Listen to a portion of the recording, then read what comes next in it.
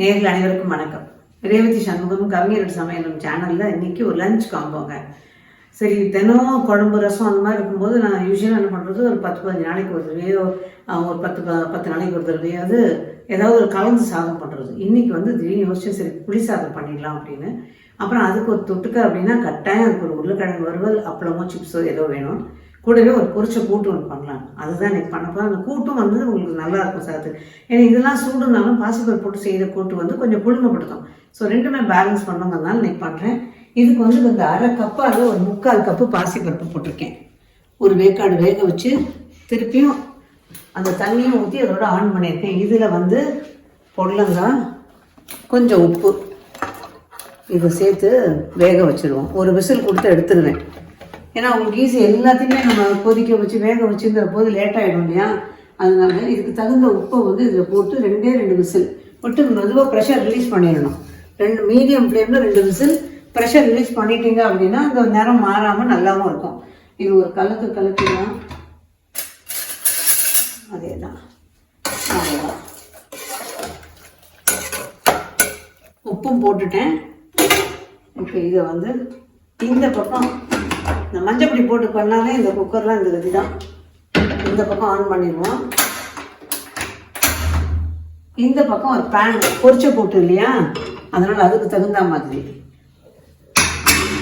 இதுக்கு வந்து அந்த ஓட்டை அந்த துவாரத்தில் எதுவும் அடப்படாததுனால உடனே வெயிட் போட்டுட்டேன். இப்போ இதில் வந்து விஷயம் நான் ஏற்கனவே சொல்லியிருக்கேன்ல, கூட்டுன்னா வந்து எனக்கு தேங்காய் எண்ணெயிலையோ நெய்லையோ தாளிச்சா ரொம்ப பிடிக்கும், குறிப்பாக தேங்காய் எண்ணெய். ஸோ அந்த தேங்காய் எண்ணெயில் கொஞ்சோண்டு முதல்ல ஊற்றிக்கிறேன். ஒரு சின்ன டீஸ்பூனால ஒரு 1.5 டீஸ்பூன், அவ்வளோதான். இன்றைக்கி நான் பச்சை மிளகா போட்டு பண்ண போகிறேன். பச்சை மிளகா வேண்டாம்னு நினைக்கிறேன், இதே காஞ்ச மிளகாயாக மாற்றிக்கலாம். 4 பச்சை மிளகா, 5 வரும். 5 அளவுக்கு எடுத்துக்கிட்டிங்கன்னா தான் உங்களுக்கு ஓரளவுக்கு நல்லா இதுவாக இருக்கும். ஸோ எடுத்துக்கலாம். இப்போது இதில் ஒரு 1.5 டீஸ்பூன் உளுந்து, ஒரு 1/2 டீஸ்பூன் சீரகம், எண்ணெய் காஞ்சது அதை சேர்த்துக்கோங்க. சேர்த்துட்டு இதுக்கு ஒரு மரக்கரண்டி வச்சுக்கலாம். இன்னும் தடவை சத்தம் கேட்டுகிட்டே இருக்கும். அதனால அது சத்தம் கேட்காமல் இருக்கிறதுக்கு மரக்கரண்டி யூஸ் பண்ணிக்கலாம். இது கொஞ்சம் செவக்கட்டும். இதுக்கு இடையில பச்சை மிளகாயை நம்ம கட் பண்ணி வச்சுப்போம். காரம் மட்டும் அவங்கவுங்க வீடுகளுக்கு தகுந்த மாதிரி 1, 2 இல்லை 4, இன்றைக்கி நான் கொஞ்சம் 5 போடுறேன். நம்ம பொடலங்காயில் பண்ணுறோம் வந்து வேறு என்ன வெஜிடபிள்ஸில் இந்த கூட்டு பண்ணலாம்? இதே கூட்டை வந்து சௌச்சௌ, பூசணிக்காய், அதுக்கப்புறம் பரங்கிக்காய், அவரைக்காய், காராமணி, இது எல்லாமே பீன்ஸில் பண்ணிங்கன்னா கூட ரொம்ப நல்லா இருக்கும் யூஷுவலாக. இது டேரெக்டாக ஒயிட் ரைஸில் கூட போட்டு சாப்பிடலாங்க. அது போட்டு கொஞ்சம் துளி நெய் விட்டுட்டு சாப்பிட்டிங்கன்னா சூப்பராக இருக்கும், நல்லாயிருக்கும். இது லேசாக செவக்குது, ரொம்ப செவக்கணும்னு இல்லை. இந்த நேரத்தில் பச்சை மிளகாயை சேர்த்துக்கலாம்.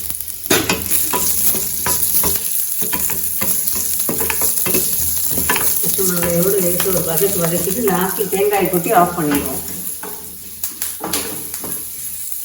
இப்போ தேங்காய் வந்து ஒரு 2 டேபிள் ஸ்பூன் வச்சுருக்கேன்.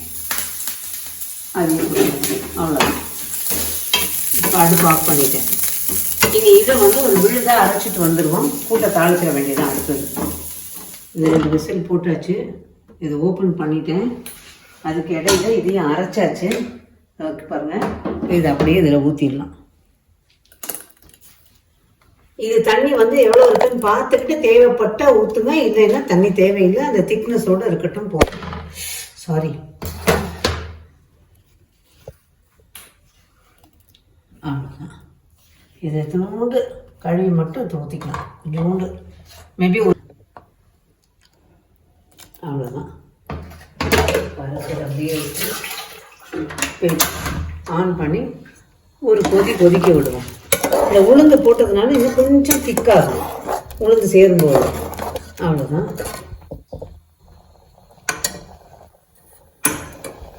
இதிலே வச்சுருக்கேன். தீயை கொஞ்சம் குறைச்சிட்டு கையோடு இந்த பக்கம் தாளித்து ஊட்டிடுவோம். தேங்காய் எண்ணெய்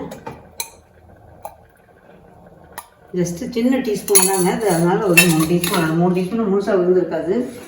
அவ்வளோதான்.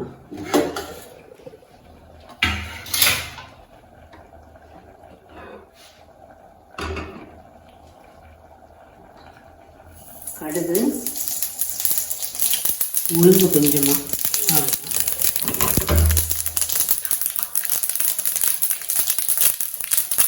அடுப்பு ஆஃப் பண்ணிட்டேன். லேசாக உளுந்து ஊற்றிக்கலாம். காஞ்சி மிளகாய் எதுவும் கலர்ஃபுல்லாக இருக்கு. கருவேப்பிலை என்கிட்ட இல்லை. இப்படி பட்ட மொத்தமா கேட்டு சரி இருக்கிறவங்க போட்டுக்கிட்டோம்லாம் இருக்கிறவங்க அள்ளி முடிஞ்சுக்கலாம். இன்னைக்கு என்கிட்ட கருவேப்பிலை மரம் இருக்குதே தவிர எனக்கு கருவேப்பிலை மரம் கொஞ்சம் அது வெட்டி கிட்டி விட்டதுனால இன்னும் தழைச்சு வரல. அதனால மனசு வரல, வந்து கட் பண்ணேன். அவ்வளவுதான். கலர்ஃபுல்லா வேணுங்கிறவங்க கொஞ்சம் கருவேப்பிலை வாசனையா வாசனையா கலர்ஃபுல்லா ஒரு 2 காஞ்ச மிளகாய் கிள்ளி அதுல போட்டு தாளிச்சு போட்டா. காஞ்ச மிளகாய் இல்லைன்னா கூட பரவாயில்ல, கருவேப்பிலை இருந்தா இன்னும் பெட்டர். பட் கருவேப்பிலை இல்லாததுக்கு என்ன மனுஷனுங்க அது இல்லை, அவ்வளவுதான். அதெல்லாம் சில விஷயங்கள்லாம் இதுக்கு அடுப்பு ஆஃப் பண்ண சொல்றேன். பொதுவாக வீட்டில் இருக்க ஆம்பளைங்களுக்கு வந்து வீட்டுக்குள்ள என்ன இருக்குன்னு பெரும்பாலும் தெரியாது. நிறைய பேர், எல்லாரையும் நான் சொல்லலை, நேராக வருவாங்க. யாராவது கெஸ்ட் வந்து நான் கொஞ்சம் காஃபி கலந்து எடுத்துட்டு கொஞ்சம் சூடாக எதாவது எடுத்துட்டு வாங்க. உள்ளுக்குள்ள வந்தால் தான் தெரியும் உதறது. இப்போ ஃபோன் பண்ணால் டப்புன்னு கிடைச்சிருது உடனே. ஆனாலும் அப்பெல்லாம் வந்து ஒண்ணுமே இருக்காத, உள்ள வந்து தடுமாறுவோம். என்ன பண்ணுவேன், மெதுவா வழிஞ்சுக்கிட்டே போய் வேற ஏதாவது கலக்கவான்னு கேட்போம். அந்த மாதிரி அதனால சொல்ல நாசுக்கா உள்ள வந்து சொல்லுங்க என்ன வேணும் அப்படிங்கிறது என்ன. இப்ப அவங்கள சொல்றது கூட பரவாயில்ல, அதான் இப்ப என் மருமகளை சொல்ல வேண்டியது. நான் வாய்ஸ் ஆஃப் தி பப்ளிக். அவங்க வீட்டுல கருவேப்பிலை இருந்தா போட போறாங்க, அதுக்கு நம்ம போடல, அவங்க போடாம விட்டுட்டா நீ பப்ளிக் தான் கேக்குற. ஆனா நீ ஏன் மருமக, இது நம்ம வீடு, நீ வந்து இங்க வந்து சொல்லணும். நான் வந்து ஆண்டி கருவேப்பிலை கேட்கட்டுமா அப்படின்னு கேட்டது. சரி, நெக்ஸ்ட் வீடியோல நான் சைன் பண்றேன். அதான் கேட்கலாமா வேண்டாம், அது கை காமிச்சுன்னு அது தெரிஞ்சு போயிடும். வேற வழி கிடையாது, நம்ம வியூவர்ஸ் தானே, அவங்க பொறுத்துப்பாங்க.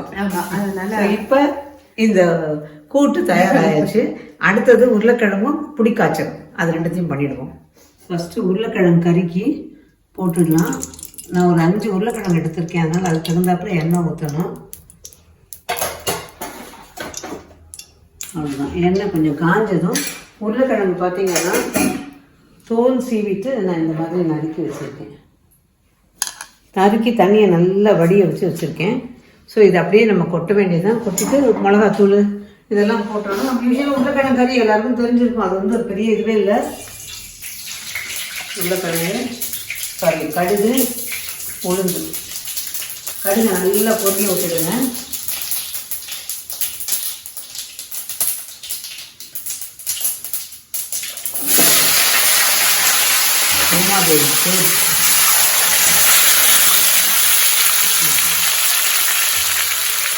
அவ்வளோதான். இப்போ இதில் வந்து சாம்பார் பொடி போட்டால் இன்னும் நல்லாயிருக்கும். ஆக்சுவலாக மிளகாத்தூளோடு சேர்த்து சாம்பார் பொடி நம்ம போட்டுக்கணும்னா நல்லாயிருக்கும். சாம்பார் பொடி ஏன்னா அது எல்லாம் இருக்கு பாருங்க, அதனால் அது ஆக்சுவலாக ரொம்ப நல்லாயிருக்கும். கலருக்காக கொஞ்சோண்டு மிளகாத்தூள். இதெல்லாம் காரம் வந்து நம்ம அவங்கவுங்க வீடுகளுக்கு ஏற்ற மாதிரி. இந்த சாம்பார் பொடியில் நான் வந்து நிறைய மஞ்சள் போட்டிருப்பேன், அதனால் உங்களுக்கு வந்து இதில் ஒரு 1/2 டீஸ்பூன் அளவுக்கு பாதி ஊற்றிட்டேன். அப்புறம் உப்பு. எனக்கு இந்த ஸ்பூன்லலாம் ரொம்ப டக்குன்னு எடுக்க வராது, இதை வந்து கையிலே போட்டு பழக்கம். ஆனால் இப்போ வர உப்புல கருப்பு தன்மை அதிகமாக இருக்குது. ஆமாம், ரொம்ப பார்த்து பார்த்து போட வேண்டியதாக இருக்குது. ஆமாம். இது தீயை நல்லா குறைச்சி வச்சுட்டு மூடி போட்டுடுவேன். அதுக்கப்புறமா தீயை தூண்டி தண்ணியெல்லாம் தெளிக்கணும்னு அவசியம் இல்லை. இதில் நல்லா குறைச்சிடுங்க. மூடி போட்டிங்கன்னா அது வேர்த்து வடிகிற தண்ணியே தாராளமாக அதுக்கு போதும். இதில் வந்து மூடி போட்டு வச்சுருக்கேன், இருக்கட்டும். இந்த பக்கம் நம்ம புளி சாதத்துக்கு, அதாவது புளி தொக்குக்கு நம்ம வந்து பொடி வறுக்கணும். இது இன்ஸ்டன்ட் புளியோதரையா? இல்லை இல்லை, இன்ஸ்டன்ட் இல்லை, ரெகுலர் புளியோதரை. ஆனால் புளி காய்ச்சலை பண்ணி வச்சுக்கிட்டோம்னா நிறைய நாளைக்கு நல்லா இருக்கும், சூப்பராக இருக்கும். நான் வந்து இது கொஞ்சம் மிளகாவை நிறைய போட்டுப்பேன், ஏன்னா அந்த புளி நல்லா திக்காக இதுவாக இருக்கும் பாருங்கள். இப்போ புளி வந்து நல்ல ஒரு பெரிய உருண்டை எடுத்து கரைச்சி வச்சுருக்கேன். பெரிய உருண்டைன்னு பேர் ஒரு சின்ன ஆரஞ்சு அளவு, ஏன்னா அது நிறைய கொட்டையும் நார் இருந்தது. அதனால் அந்த அப்படியே அந்த உருண்டையை ஊற போட்டு எடுத்து திக்காக கரைச்சி. யூஸ்வலாக புளிக்காய்ச்சலுக்கு இந்த குழம்புக்குள்ள கொஞ்சம் திக்காக கரைச்சி அளவான நேரம் கொதிக்க விட்டிங்கன்னா சூப்பராக டேஸ்ட் ரொம்ப நல்லாயிருக்கும். அதனால திக்காக கரைச்சி வச்சுருக்கேன். இப்போ நீங்கள் தான் கேள்வி கேட்க போறீங்க, ஒரு மாதிரி சிரிச்சியே சொல்லு. ஆன் தி ஸ்க்ரீன் கேட்கட்டா, ஆஃப் தி ஸ்க்ரீன்? இல்லை இல்லை, ஆன் தி ஸ்க்ரீனே கேளு, பரவாயில்ல. இல்ல எனக்கு புளியோதரையில வேர்க்கடலை இருந்தாதான் பிடிக்கும். எடுத்து வச்சிருக்கீங்களா? நாங்க வறுத்த வேர்க்கடலை எடுத்து லாஸ்ட்ல எடுத்துட்டு வரதான் எடுத்துட்டு வந்து நான் வறுத்த வேர்க்கடலை வச்சிருக்கேன், அதனால லாஸ்ட்ல போட்டுக்கலாம். சரி, அப்ப இருக்கு. நான் தைரியமா ஆன் ஸ்கிரீனே கேட்டுட்டேன். அது இருக்கிறது தெரிஞ்சுட்டு தான் நானும் பேசாம இருந்தேன். பயமா இருக்கு, இப்படி கேட்டாலே பரவாயில்ல. ஆமா, அது தைரியமா இருக்குங்கிறதுனால இது வந்து காஞ்ச மிளகா நிறைய போட்டுட்டு தாளிக்கிறதுக்கு கொஞ்சமா போட்டுக்கோங்க. ஒரு 2-2.5 டேபிள் ஸ்பூன் அளவுக்கு தனியா. ஆனா நல்லா வறுப்படணும். இந்த தனியா வறுத்து எடுக்கிற நேரம் இதுல வந்து நம்ம கொஞ்சமா வறுக்கும் போது ஒரு 1/2 டீஸ்பூன் அளவுக்கு, ரொம்ப போனா ஒரு 3/4 டீஸ்பூன் போட்டுக்கலாம். இது வெந்தயம். இது தவிர வேறு எதுவும் இதில் சேர்க்க போறதுல லாஸ்ட்ல எள்ளு, கருப்பு எள்ளு, வெள்ளை எள்ளு கிடைச்சாலும் சேர்த்துக்கலாம். கருப்பு எள்ளு வந்து எனக்கு என்னமோ கருப்பு எள்ளு ரொம்ப பிடிக்கும். அது வாசனையே இதுவாக இருக்கும். நல்லா இந்த மாதிரி நல்லா காஞ்சி இருக்கிற கடாயில் வச்சிங்கன்னா தான் எள்ளெல்லாம் நல்லா இருக்கும். இப்போ இது எள்ளு சேர்ப்போம். அது வந்து ஃப்ரீசரில் போட்டு வச்சுருப்பேன் எப்போவுமே எள்ளு. இது வந்து ஒரு 1.5 டேபிள் ஸ்பூன் அளவுக்கு. தனியாக எவ்வளோ போட்டிங்களோ அந்த அளவுக்கு எள்ளு சேர்த்துக்கோங்க. எல்லாம் சேர்த்து வறுப்பட்டுச்சுன்னா நல்லா ஒரு பொடியாக்கிக்கணும். அவ்வளோதான். இது வந்து எத்தனை பேர் சாப்பிட்ற அளவுக்கு குவான்டிட்டி வந்துடும்? இது எப்படி தான் 15-20 பேர் வரைக்கும் பண்ணலாம். ஆனால் என்னதான் நம்ம தொக்கா பண்ணி எடுத்து உள்ள வச்சுப்போம். எப்போ வேணுமோ அது போட்டு எடுத்துக்கலாம், கலந்துக்கலாம். இடியாப்பத்துக்கு கலந்துக்கலாம், சாதத்துக்கு கலந்துக்கலாம், இட்லியை உதுத்துட்டு இந்த தொக்கை போட்டு கலந்துக்கலாம். நல்லா உதுத்துட்டு ஷெல்ஃப் லைஃப் எவ்வளோ நாள் நம்ம ஃப்ரிட்ஜில் வச்சு ஃப்ரிட்ஜில் வச்சோம்னா 15-20 நாளைக்கு மேலே இருக்கும். பாருங்க, நல்லா வறுபடுது, எள்ளும் பொரியுது. எள்ளு வந்து கடுகு மாதிரியே விடாமல் நம்ம தொழாமணும், இல்லைன்னா வெளியே ஃபுல்லாக செதறி பாதி எள்ளு வெளியில் போயிடும். மிளகாயும் நல்லா வறுபடுது. இப்போ தீயை குறைச்சிருக்கு, கொஞ்சம் நேரம் நல்லா வறுப்பட்டு இதுவாகுது. ஸோ மிளகாயும்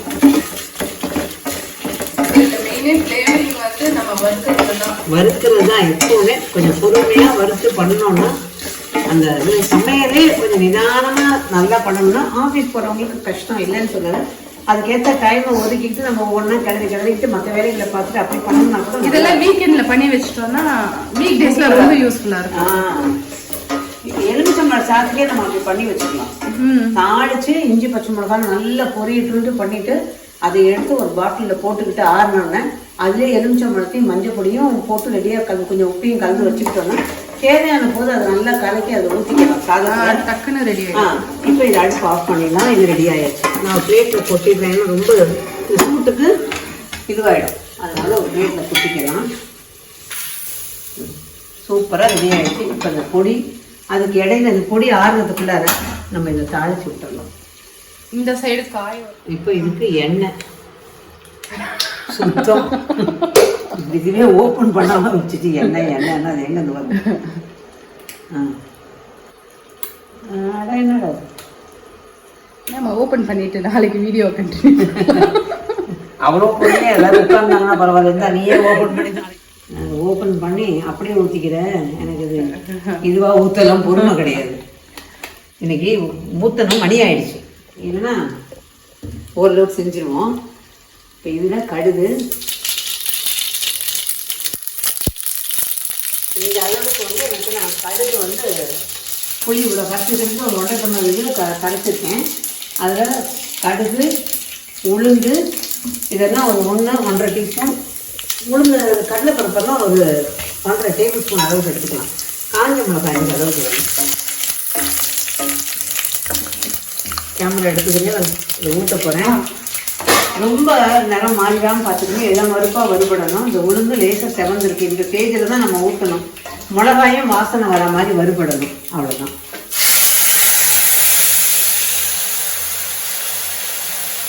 ஒரு ஓரமாக ஊற்றுனீங்கன்னா கையில் தெரிக்காமல் ஊற்றிக்கலாம். அவ்வளோதான். இந்த தொக்குக்கு தகுந்த அளவு, அதாவது புளி காய்ச்சலுக்கு தகுந்த அளவு உப்பு போட்டுக்கலாம். அப்புறமா நம்ம சாதத்துக்கு தேவையானது அப்புறம் போட்டுக்கலாம். இதில் வந்து நல்லா ஒரு டீஸ்பூன் அளவுக்கு மஞ்சள் தூள் ஃபுல்லாக போட்டுடுங்க. இப்போ கொதிக்க ஆரம்பித்தோன்னா தீயை குறைச்சிடுங்க. நான் வந்து இந்த பெருங்காயம் வந்து அப்படியே நான் தீ கொஞ்சம் குறைச்சிட்டேன், ஏன்னா டக்குன்னு வத்திரும். கொஞ்சம் ரொம்ப நேரம் கொதிக்க விடக்கூடாது, கொஞ்சம் நேரம் தான். இந்த பெருங்காயம், கட்டி பெருங்காயம் போட்டோம்னா செம்ம வாசனையாக இருக்கும். இது நான் வந்து பொரிக்கிற போதும் பொரிச்சுப்பேன், பச்சையாகவும் போட்டுப்பேன். பட் பச்சையாக போடும்போது எனக்கு என்னமோ இன்னும் கொஞ்சம் நல்ல ஒரு வாசனை கொடுக்குற மாதிரி ஒரு ஃபீல். அதனால இதெல்லாம் நம்மளுக்காக தோன்றது தான், அவ்வளோதான். இப்போ இது கொதிக்கட்டும். இதுக்கும் கருவேப்பிலை இல்லை, நான் கேட்கலையே. நீ கேட்கலையே, அதான் நீ கேட்க முன்னாடியே நான் சொல்லிடுவேன். அதான் நீ கேட்டுக்கிட்டு போதே நானே சொல்லிட்டேன், நேரலுக்கு முன்னாடி அவங்களுக்கே தெரியும். ஆனா கருவேப்பிலை வீட்டுல இருக்கிறவங்க ப்ளீஸ் போடுங்க, அப்ப டேஸ்ட் நல்லா இருக்கும். நம்ம வீட்லயே கருவேப்பிலை இருக்குது இல்ல? ஆமா. ஆனா அது என்னமோ புள்ளி புள்ளியா இருந்ததுன்னு இப்பதான் கட் பண்ணி விட்டா புது துளிர் வரும். இனிமேல் தான் வர ஆரம்பிக்கணும். அது வரைக்கும் கருவேப்பிலை தொக்கே பண்ணுவோம். கருவேப்பிலை தொக்கு வேணுமா, கருவேப்பிலை குழம்பு வேணுமா, என்ன சொல்லுங்க. கருவேப்பிலை ஊறுகாய், அதான் தொக்கு. ஓகே, என்ன வேணுமோ அதை சொல்லிருங்க, அவ்வளவுதான். இல்ல நல்ல முடிவு வரணும்னா அந்த கருவேப்பிலை போட்டு எண்ணெயா காய்ச்சி அது அவங்களோட சௌகரியம். எனக்கு கருவேப்பிலையும் மருதாணியும் சேர்த்து. ஆமா, அதனால நம்ம வந்து வெயிட்டிங் கருவேப்பிலை மரம் வரும், அது வரைக்கும் புடிக்காய்ச்சல் காத்துட்டு இருக்காது, அதனால நம்ம பண்ணிடலாம். அதான் இப்ப இந்த பொடியை போட்டுலாம். நல்லா கொதிச்சிருச்சுங்க. மேக்ஸிமம் நான் ஒரு 6 நிமிஷம் கொதிக்க விட்டுருப்பேன். அவ்வளவுதான், இந்த பொடியை போட்டுடலாம். நல்ல எள்ளு வாசனை, மிளகா வறுபட்ட வாசனை.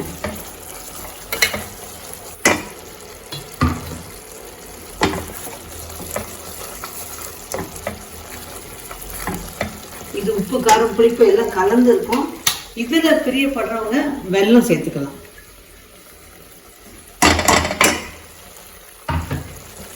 புளி உண்டு, பட் நான் வெல்லம் சேர்க்கல. பிரியப்பட்டா கொஞ்சமா வெல்லம் சேர்த்துக்கலாம். இந்த பொடி போட்டதுக்கு அப்புறம் ஜஸ்ட் அந்த எண்ணெய் மேலே கசிஞ்சு வர அளவுக்கு ஒரு 2 கொதி கொதிச்சா போதும். அதுக்கப்புறம் ஆஃப் பண்ணிடலாம். இந்த பொடியும் பார்த்தீங்கன்னா நான் ஒரு 1.5 டீஸ்பூன் அளவுக்கு, ஒரு 2 டீஸ்பூன் அளவுக்கு வச்சுக்கோங்க, மீதி இருக்கு. இதை அப்படியே டப்பாவில் போட்டு வச்சிருவேன். இப்போ இதில் வந்து சாதம் கலக்கும் போது கொஞ்சம் உப்பு காரம் கம்மியாக இருக்க மாதிரி இருந்தால் அந்த தொக்கில் திரும்ப அந்த பொடியை போட்டு நல்லா கலந்து விட்டுடுவோம். அது அல்லது வச்சுட்டு அடுத்த முறை பண்ணும்போது நான் ஃப்ரிட்ஜில் வச்சுருந்து எடுத்துப்பேன். அவ்வளோதான். இப்போ பாருங்கள், இது ரொம்ப நேரம் கொதிக்க விடலை, ஆஃப் பண்ணிடலாம். எண்ணெய் கசினி மேலே வந்துருச்சு பாருங்கள், இதுதான் அடையாளம். இனி சாதத்தை வடித்து கலக்கும் போது பார்க்கலாம். மெயினான ஐட்டம் முட்டிங்க நாங்க மெயினான ஒரு விஷயம் சொல்ல விட்டுட்டோம். நான் என்ன பண்ணுவேன், சாதம் கலக்கும் போது அதை போட்டா நறுக்குன்னு இருக்கும். ஓகே, அப்படி ஊர்னாதான் பிடிக்கும்ன்றவங்க இப்பவே போட்டுக்கலாம். உனக்கு எப்படி பிடிக்கும்? எனக்கு 2மே பிடிக்கும். இது வேண்டாத வேலை, நம்ம முதலே போட்டுடலாம். ஆமா, அதனால இதை அப்படியே போட்டுடலாம். எல்லாத்தையும் போட்டேன். இது வேர்க்கடலை தொக்கா புளி தொக்கான்னு தெரியாது, அவ்வளவு வேர்க்கடலை. சாதம் கலந்தா எல்லாரும் வேர்க்கடலை இருக்கிற ஸ்பூனை போட்டு எடுப்பாங்க, தேடுவாங்க. அதுதான், அவ்வளவுதான். சரி, தேடுறவங்க எல்லாருக்கும் கிடைக்கணும்ல. அதுலயும் ஒண்ணு மீந்து போச்சு, எனக்கு கிடைச்சிச்சு. இந்த சைடு நம்ம உருளைக்கிழங்கு.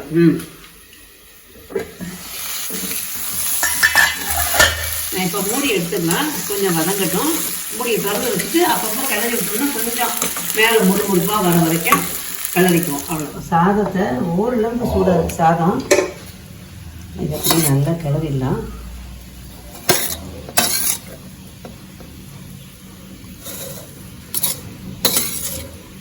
சாதம் பதமா வடிச்சோம்னா சூடாவே கிளறலாம்.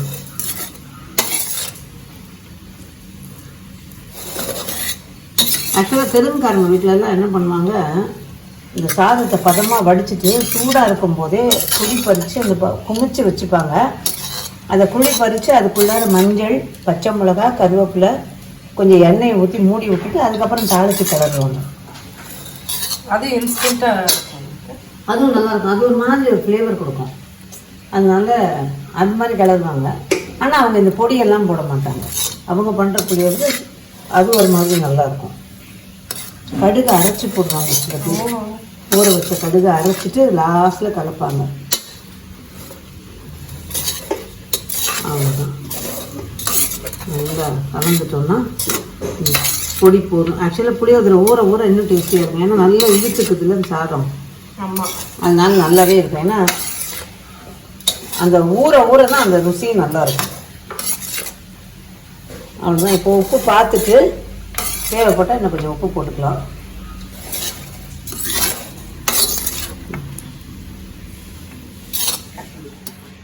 நல்ல ஒரு பொரிச்ச கூட்டு, உருளைக்கிழங்கு வறுவல், அதோட புளி சாதம். இது போதுங்க. தயிர் சாதம் கூட கொஞ்சம் தயிரும் சாதமும் வச்சுப்போம். ஸோ ரெண்டுமே கரெக்டாக இருக்கும். நிறைய பேர் வந்து இந்த கிச்சனை பற்றி காம்ப்ளிமெண்ட் கொடுத்துருக்கீங்க. ரொம்ப நல்லா இருக்குது, நீட்டாக இருக்குன்னு கிச்சன். நான் 2-3 வீடியோவில் பழைய வீடியோலாம் போட்டு எனக்கு நோட்டிஃபிகேஷன் இப்போ வருது. ரொம்ப ரொம்ப சந்தோஷம். ரொம்ப ரொம்ப தேங்க்ஸுங்க. வேலை பார்க்கும்போது அந்தந்த சாமான் கொஞ்சம் இதுவாக இருக்கும். ஆனால் முடிச்ச உடனே டக்குன்னு அதை இடத்துல எடுத்து வச்சுட்டோம் அப்படின்னா ஈஸியாக நிம்மதியாக க்ளீன் பண்ண முடியும். அது ஒன்று தான். அதுதான் நாங்களும் பண்ணுறோம், எல்லாரும் பண்ணுற ஒரு விஷயம். ஸோ இந்த காம்ப்ளிமெண்ட்டுக்கும் உங்களுக்கு என்னோட மனமார்ந்த நன்றி. இந்த இப்போ செஞ்சு பார்த்த இந்த 3 டிஷ்ஷும் நீங்களும் செஞ்சுட்டு எப்படி இருந்தது இந்த காம்பினேஷன் அப்படிங்கிறத உங்களோட கமெண்ட்டில் சொல்லுங்கள். மீண்டும் சந்திப்போம். நன்றி, வணக்கம்.